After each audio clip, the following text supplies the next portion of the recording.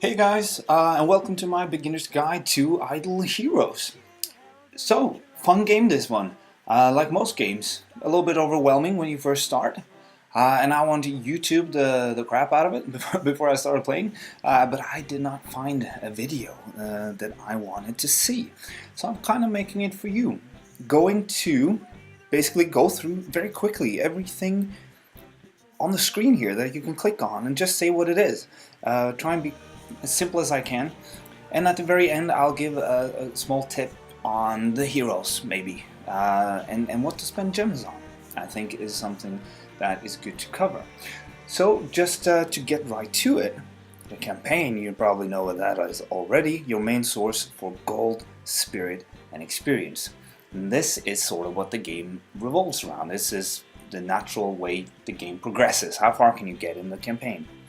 Make sure you stand an idle fight or auto fight at the highest level you've gotten to for the maximum rewards, and click the loot button. After some time has passed, depending on, you can check these different levels, what you can get, and depending on that, you get that here. Builds up over time though, so I recommend waiting a little bit actually before you claim this, or else you'll just get the crappy loot typically. And remember to hit the get button every 8 hours. If you want to read more about this, you got the help button right there. I'm not going to go any deeper into that. When you log into the game, and every day you have quests. To the very right on the screen you have the purple book quest. 10 completely the same quests every day. Rewards from doing stuff the game allows you to do, so just remember to claim your rewards. Moving on, you have the tavern, which is kind of the same thing. It's just quests. It doesn't mean anything particular. It's just an activity for you to do. You send out heroes, in quotation marks, send out. It doesn't have any effect on any other aspect of the game. So you can use your heroes in fighting while sending them out on these quests. It's not connected. You get some rewards, not the greatest early game, but the rewards can become quite nice later on. And also you will not get many of these scrolls that can add quests to this. You get those as well quite some time out into the game. And as sort of within the quest category, you have event raid. I don't call it. I look at it as a quest because every day you can challenge each of these 3 bosses 2 times, and they're great for just the rewards. Here is gold. Here you got the hero upgrading material stuff, spirit and promotion shards, and lastly shards for heroes, hero shards that can become heroes when you have 20 of them. So, well, you basically get a 3-star hero every time then. Oh, I haven't actually completed one of those. Do it later. Now, one thing that I at least was quite confused with, the social tab. You get hearts, and you got the meat bone, which is stamina, it's referred to. It recharges every 2 hours. You can have 10 out of 10, and it's used to fight the Marauder boss. I'll get to that in a second. You want to have 30 out of 30 friends on your friends list. Use this tab right here and apply to people. I actually don't want to apply to these because there's a low. What you do to fill it up, you go to the chat. I can add him. He's decent level. Let's be friends. You just write add for hearts or be creative. Add for love. And make sure you get 30 friends. Then you go in here and you click the claim and send button, which will send out hearts to everyone. You can do that once a day. And the people who are sent back, you will claim it. All in one button. Very simple. And I'll get to what the hearts goes to very soon. And down at the bottom, I actually went several days before I knew about this. You can click the scout button. I think twice a day, every 8 hours. You get gold spirit, I think, primarily. But if you are lucky, and you get it quite often, you meet the Marauder boss, which is 3 heroes or 2 heroes that has crap ton of HP, but not that much damage. So you can fight them for a while. And when you've met one, you can see this boss symbol here on all your friends. All of these are the friends that I have that are currently fighting their Marauder boss, and I can help them. Because since right now I don't have one. And the reason I want to help them, I'm just going to start the attack and I'm going to click at the top right and skip the whole battle. I get a score. Score based on the damage I've dealt. So better heroes, more damage dealt. And there are just rewards that will be dealt out, I think, every week. You see the top there, which can be good depending on how much damage you are ranked on your server. Yeah, good rewards. Remember to click Scout when you can and use your stamina. I just spent the stamina. Meat thingy. Spend them on your own boss because the damage you deal to your own boss will count towards the same ranking points. Alright, moving along, and gotta be a little bit quick. Summon Circle. Basic summon, free every 8 hours. Can accumulate, I think. Heroic summon is the best one. Every 48 hours, I think. And you can also get scrolls for both of them. And as you see, the friendship summon costs 10 hearts and is sort of right in between in terms of how good it is. So if you have a full friends list and they're all active, be sure to kick those who are not. You can get 3 friendship summons a day. So that's pretty neat. Make sure to use them. The altar, and this is one of the major newbie mistakes that people make, is that they get, as you can see here, I have plenty of him. I'm not using 3-star heroes now. I think I have a full 5-star team. But you do not, I repeat, you do not disassemble 3 or 4-star or higher heroes. You disassemble the 1 and 2-star ones. So just go ahead and do that, but you keep the 3-star ones and up for the creation circle. That's the only thing the altar is for. It's for that. I thought it was a great way to get, because you know, you can look here, preview, if I destroy them I get this, and I'm like, oh, rewards. But no, do not do it. Not with 3 stars, because creation circle will be your main source to 5-star heroes, and they all have the same type of recipe. You need 4 4-star versions of the hero you want to get in 5 stars, and 4 completely random 3-star heroes. In this case, it's the one I showed you. I need actually 4 of this, along with, I don't have that hero, but yeah. It's an ingredient for making 5-star heroes, so keep them, okay? And trust me, you will accumulate so much heroes over time that do not worry about it. Make sure, one tip here though is to look out a little bit for the try and see, are you close? You know, are you close to getting the right amount of heroes and 3-star heroes for a certain upgrade? You know, like here, I have 1 of that. Okay, but if you get 3 of it and stuff like that, you can, in the casino, in the marketplace, a couple of other shops in this game, you can buy 3-star heroes. So try and pay attention to what you need to get that most likely first creation circle 5-star hero. That was a long expression. Alright, profit tree. I'm covering the hero stuff now. Here you can summon heroes from the different factions: Fortress, Forest, Light, Dark, Abyss, and Death. Or Ghost or something. They cost a profit stone and they're rare. And probably the rarest material in the game. You get them from only specific events, and they can drop from the campaign as well if you get really high up. It's just you basically a faction decided summon, basically. And if you sometimes you don't get a hero, but you get the purple log material and maybe some other stuff as well. And what this is used for is to change basically just a 4 or 5-star hero, I think, to another 4 or 5-star hero in the same category. I have a level 67 Roy here, and I can spend 20 of the purple log here to get a level 67 Fortress something else. So it goes within the faction, and yeah, if you click the button, they're also rare material, but it can be exactly what you need to do to get the 4th time mage that you need to get the 5-star time mage, you know. So it can be very useful. If you get a result you don't like, you can always keep the original. So that's sort of the Prophet Stone. On my list next to Oblivion Tower is just for kicks. How far up can you get? It's a great source for the Hero Promotion Stone early in the game, as well as gold.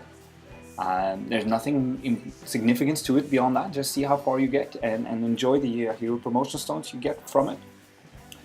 The Casino is as well, just get the chip, spin, get lucky. You can even get a 5-star hero from it. You can get some nice other stuff. Every 24 hours you can refresh it, I think. Next force refresh. That's different. Anyways, it's just for gags, you know, it's good. Can get lucky, get some real good there. Then you have the marketplace.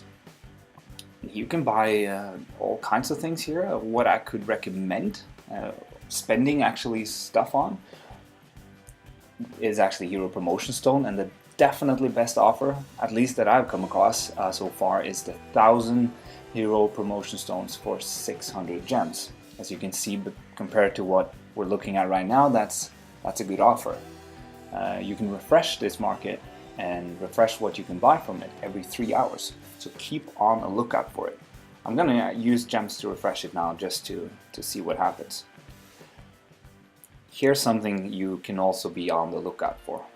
If I have 3 of this already and I just needed the 4th one to complete a 5-star creation, I would have just gotten very lucky. Actually, I think maybe I do. I'll look at that later. Maybe I need that guy. But that's the marketplace. Try not to waste gems on other stuff. You'll be very tempted to spend it on Spirit at some point. And you can, of course, spend just 15 is not much if you really want to have a fight in the arena and you're out of tickets. After the Hero Promotion Stones and the heroes you might really need, I could say it could be used some on Magic Dust. And in very early game you can spend gold as well. Most people find themselves with too much gold to begin with in the game, but that changes very quickly. You will be lacking gold later in the game. Trust me on that. Alright, Blacksmith is just for upgrading gear for your heroes. 3 of this makes this, 3 of that makes that, 3 of that, and so on. Cost some gold. You click the forge button. Simsala Bips. I don't think I need to explain anymore. Brave Trial. It's also, let's call it a side quest, side game in the game. It unlocks at level 40, I think. You start at level 1, it becomes harder and harder, and the heroes that you have, you can use all of your heroes, and the heroes that you use in the fight will not regain health after each fight, so you will start to lose some of your better heroes and eventually not be able to progress any further. You get quite a bit of gold from it, and here, depending on how many levels you complete, you get to open chests. That gives you this own Brave Trial currency that can again be used to buy some stuff. The most valuable thing probably for you to spend this currency on, I suggest you save all of that currency. Don't spend it on any of this. If anything, the Magic Dust perhaps, but use it on monster materials. Because when you unlock monsters at level 70, these materials will be something you are not getting enough of. So having accumulated a bunch of this currency and spend it on that is definitely a tip from me. And it will be down for 24 hours and open for 24 hours. So you can basically do this once every other day. Okay, the last thing on my list is the arena. I'm actually just going to cover the basic arena. These are sort of timed stuff. Here you can team up and stuff. Choose your own team and so on, and you can get rewards. Basically the same thing, but the classical arena is just the Crystal Crown League right now. Remaining time 12 days, so there's like seasons, and based on your ranking, which is defined again by your points, so those two are very connected, you get a daily reward. A little bit of gems, a little bit of dust. And at the end of the season, which is now in 12 days, you get, as you can probably recognize here, monster souls, useful. And a little bit more gems, a little bit more souls. What I want to explain here and give a little tip about here, when you click battle, the two people on the top of that list will always be higher in your point score than you, and the guy at the bottom will be lower. But what you should be looking out for, at the very top left, you have my might score, I think it's called, 42,000. You want to find someone that has a higher point score but a lower might score, meaning someone who's more points than you but it's weaker. And you can click the green button at the top and click refresh. And you do want to attack someone with more points because you get drastically more points yourself when you win. Beating someone that's lower than you gives very little in terms of points. So I'm just going to hit refresh, refresh, refresh, and God, people are high. I'm not finding anyone even close to me. That's close, but I'll probably lose the battle anyways. But then again, I have done quite a bit of arena lately, so I'm high up there, 106. Probably won't find many people that are on my as weak as me. But make sure to refresh and try and find those that are weaker than you but have gotten more points, because you'll easily beat them and get more points yourself. Okay, the very end of my video, a little tip on heroes from the daily login bonus. Oh, forgot to claim this one. All of this stuff is just give your money to the developers, and by all means do it. The login bonus will, at the second day, give you Illyria. In the guild, I suggest you join a guild. I actually haven't talked about it, but I won't because it's easy to find out. The guild store sells Illyria, 4-star, and there you go. There you know half of the 4-star heroes needed to make Illyria 5-star. So Illyria is definitely a hero you can level up to begin with, and it will almost always be fruitful for you. You can make it into a 5-star later. And if I didn't mention that before, in the hero creation circle, as you can see from the two requirements to the left, it's the same hero here. I don't know the name for this hero, but the one to put in here to the left, the host hero, is actually going to keep its level, keep the gear, keep everything. It will just get a 5-star and become much stronger. So when you turn a 4-star hero into a 5-star, you use the same hero and keep fighting with it. You can of course do this with level 1s as well, but it's why it's never a bad idea to invest in your 4-star heroes and maxing them out, basically. As a last tip to your heroes, there's not much wrong you can do. You can level up your 3-stars to level 30, but even if you haven't gotten a full 4-star team yet, I suggest that you do not waste any of the purple goo stuff, the hero promotion shards, stones or whatever, to evolve 3-star heroes, because you will get 4-star heroes so fast anyways, and you just want to save those hero promotion shards for more valuable stuff, basically. Level your 3-stars up to 30 and then just stick it out a day or two until you get a couple of other more 4-star heroes, and then you will not be using the 3-star anymore. Obviously, if you're a total noob, try and get any type of hero as a warrior. Would naturally have, often, almost without exception, a lot more health and typically some defensive abilities. Phayn is a very good, decent starting tank. Put them in the front line and put the more squishy damage dealers in the back line. As you probably know, there's the front and back line. Another, I guess I would say, if you get Tail, level it up. It will be a useful hero, not the best late game, but definitely a good healer early game. Yeah, and I think that's it. I'm not going to cover heroes in depth right now, but I hope that explains what all of the stuff you can click on here is. The main fun for me in this game is progressing. I just can't right now because it requires level 74. God damn it. Remember to click get and just play around with all the other stuff. The Aspen Dungeon and the monster I'm purposefully not covering right now because it unlocks at level 70, and at that point you will understand this fine.